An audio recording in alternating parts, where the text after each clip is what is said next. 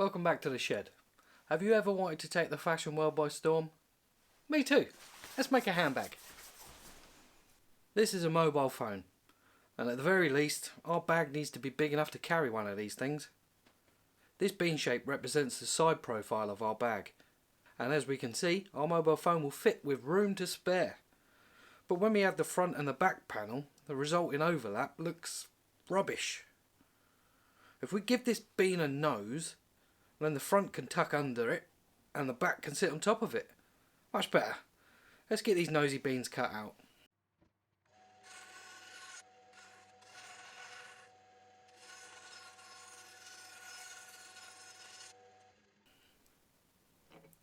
Look at that, we've made some side panels.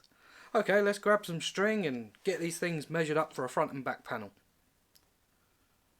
I'm using this string as a flexible story stick. I'm marking where the curves of the nosy bean start and finish.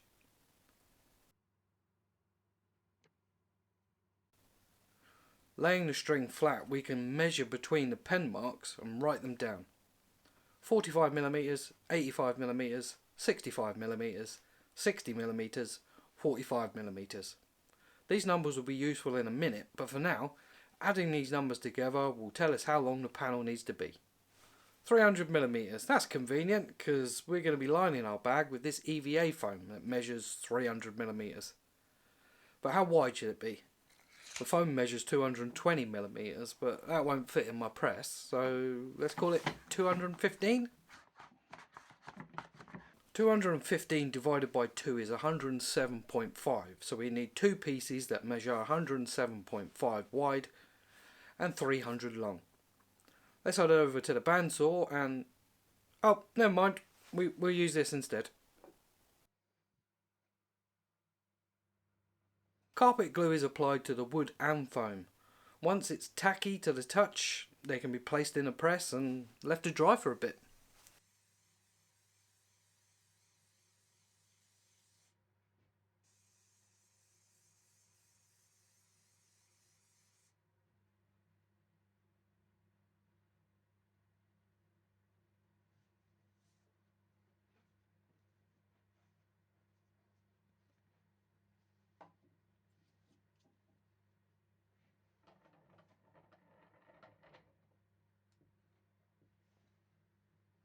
Remember the numbers we wrote down earlier? Well, this is where we need them. The plan is to make shallow cuts along these lines. Think of it as the kerf bending technique. The CNC has a round V-bit fitted, and that's cutting through the wood but not the foam.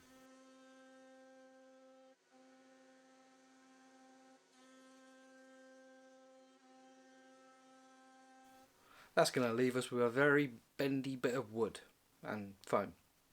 I was hoping that the black foam would show through and we could call it a design feature, but the cuts on the CNC didn't go all the way through the wood, so we're left with a thin skin. Will it bend without cracking? Not sure. Let's give it a head start by soaking it in some wood finish. Fingers crossed that's added enough moisture to make the wood bend without breaking, but I'm just guessing.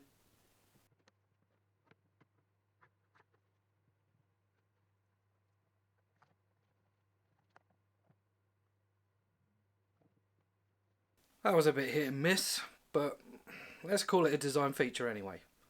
While we're on the subject of design features, I like this bag to have some magnets. The best tool for that is a plastic shim. I use red ones for the holes and then blue ones for the magnets and glue. Okay, back to the bag. Add some glue, struggle with some rubber bands for a bit, and then realise you've glued the bag closed forever. If you're following along at home, I recommend that your glue up should look like this instead. Making a bag to carry something you don't want to carry sounds like you're about to carry two things. So let's make a hands-free version and give this bag a strap. A fancy bag needs a bead cutter. It's not a particularly nice one, but it does cut beads. The size of choice here is 10mm.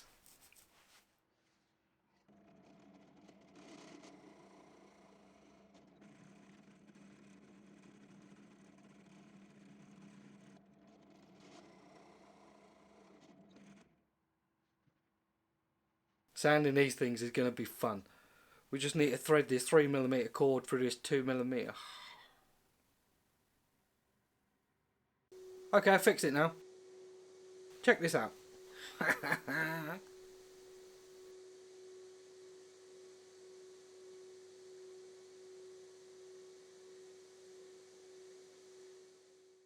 If you thought we were going to stop at beads for the strap, then get ready to have your socks blown off.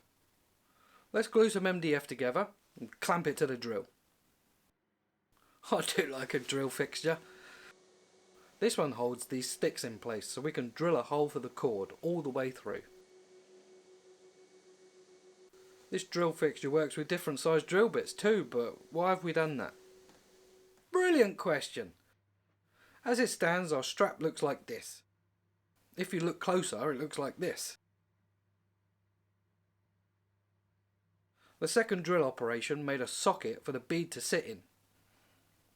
The last drill left a bit of a nasty burr behind, so let's clean it up with another drill bit. Just give it a little twist. Try again. There we go. Look at that, we made a ball and socket joint. That's fancy. I think it'd be a shame to just glue the strap to the bag like this. So what about this?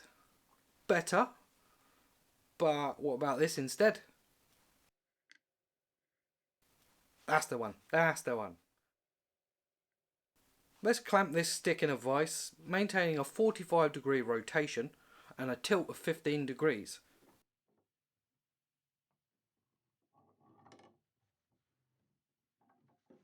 And then we'll just hand plane it to size.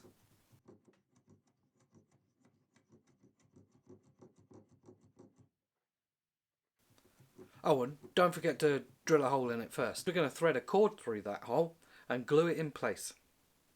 Super glue is pretty good for this. Okay, that's the strap done. Let's glue it onto the bag itself.